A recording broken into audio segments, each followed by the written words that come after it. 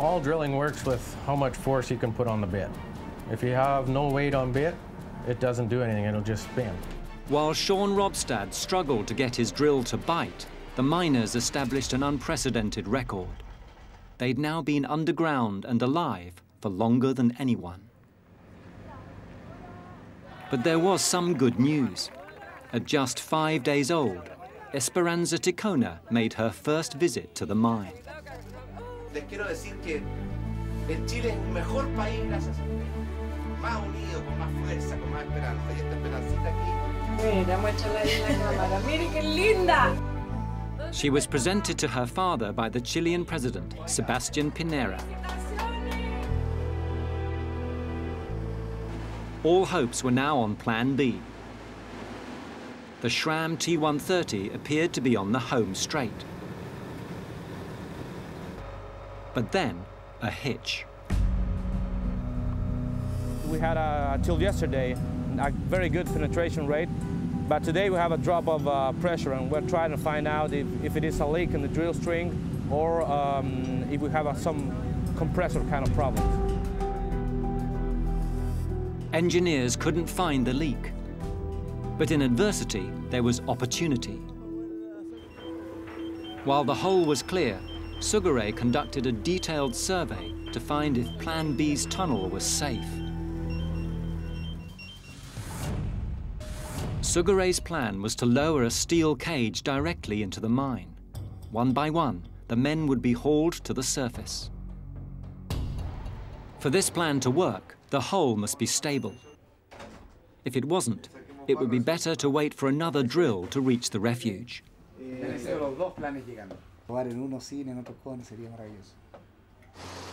In 2002, the capsule extraction technique had worked perfectly during the Q Creek disaster. The cage used at Q Creek was a capsule that was very small, approximately 21 inches in diameter, just big enough for a miner to get inside and be brought to the surface. In Chile, there was a key difference. At Q Creek, we were only approximately 250 feet deep. In Chile, it was 2,000 feet deep. And it was also through an area of the ground where the ground had been compromised due to the conditions that had occurred there. Was the tunnel strong enough? Even a small fault in the tunnel walls could prove catastrophic.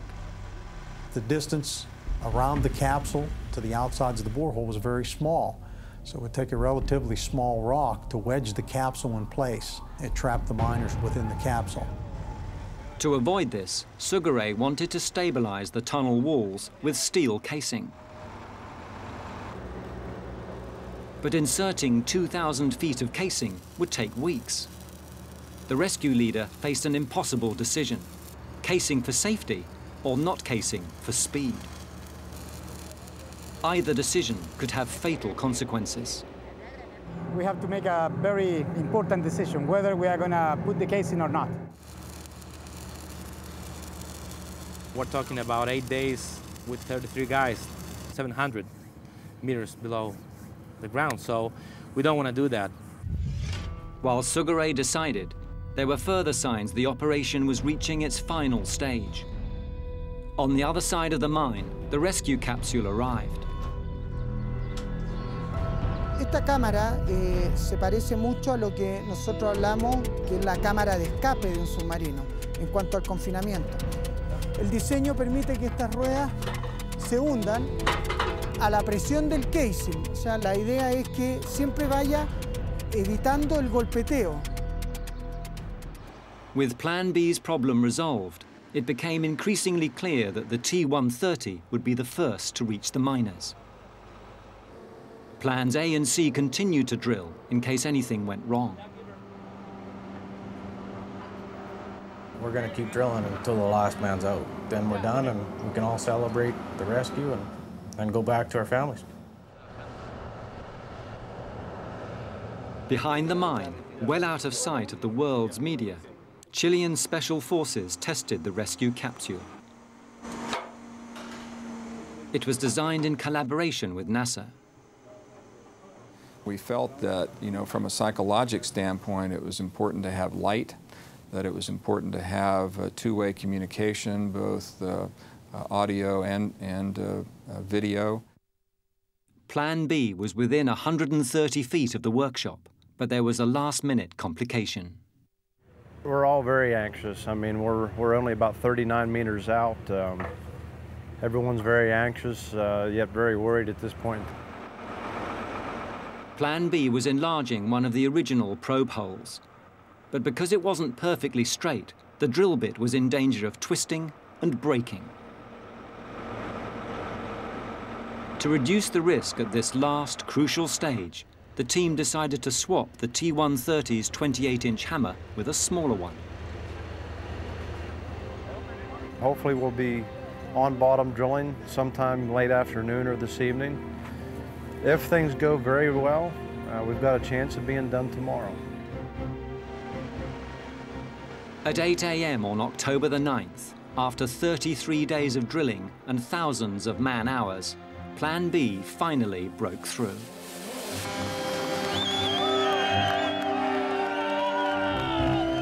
We suffered till the last inch, you know.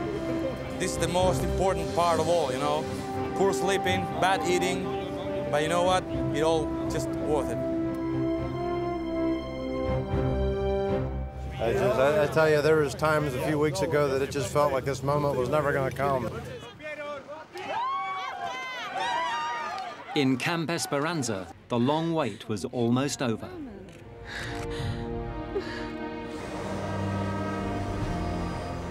Sugaray made the announcement everyone was waiting for. He decided to line only the first, least stable part of the tunnel. The process would take just 2 days. Chilean authorities started planning the order in which the miners would be rescued. It was important for the first couple of miners that were being brought to the surface to actually be in the best health and in the best frame of mind so that they could describe what the ascent was like. A date for the rescue was set, October the 12th. 69 days after the collapse, San Jose's miners were finally coming out.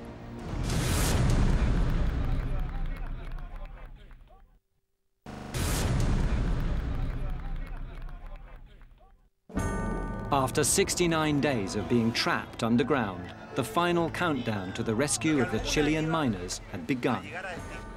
For the Plan B team, the men who'd made the rescue possible, it was time to go home.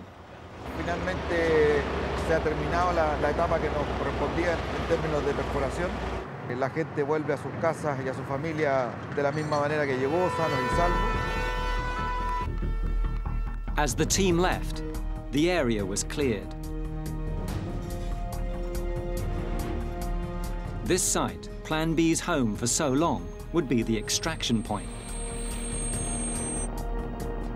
At 4 p.m., the rescuers finalized their preparations.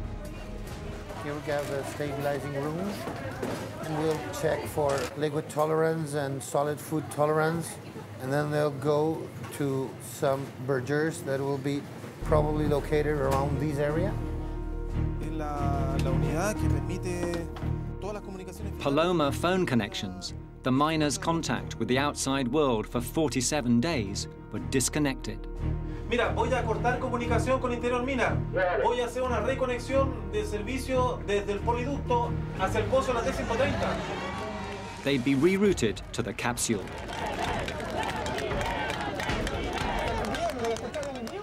Inside Camp Esperanza, TV screens broadcast the preparations. The miners' families were ready to watch the rescue as it happened.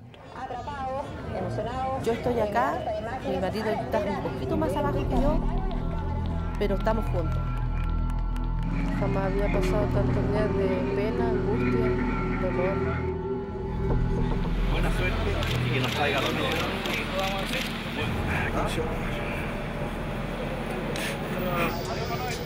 Próximos ya al momento de despegue a la inversa, estamos hablando del descenso histórico, donde Manolo González... The capsule would take 15 minutes to reach the site, if it could navigate the turns in the tunnel, and if it didn't get stuck.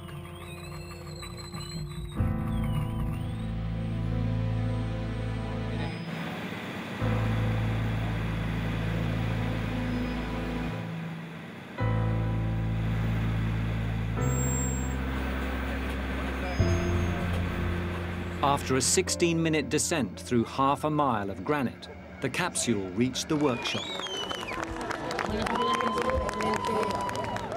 But before any miners could enter it, they had to be briefed. Mantenemos cierto nivel de tranquilidad los mineros que están allá abajo para que ellos estén tranquilos y que puedan salir sin ningún trauma adicional. The risk of panic is always there in that kind of circumstances during the ascent from the bottom of the mine. More than 2 months after entering the mine, the first miner, Florencio Avalos, was finally free.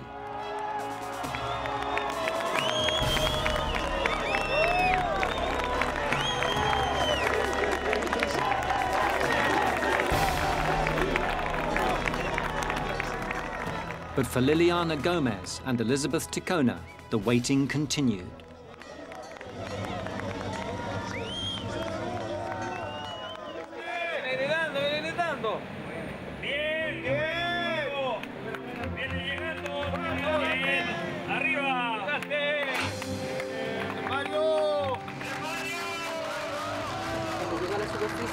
Mario le dijo, te amo mucho y no quiero separarme nunca. One by one, over the course of 20 hours, 31 miners were safely returned. Porque si bien el ascenso es similar, las caras, la emoción. Elizabeth Ticona's husband, Ariel, was the 32nd miner to be rescued.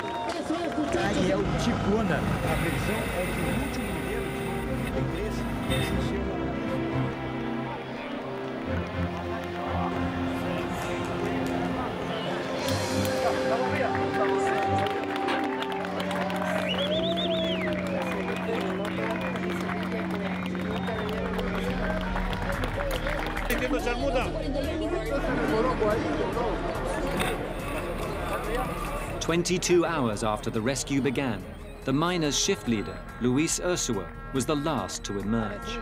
Miner has come to the surface. There has been pure joy.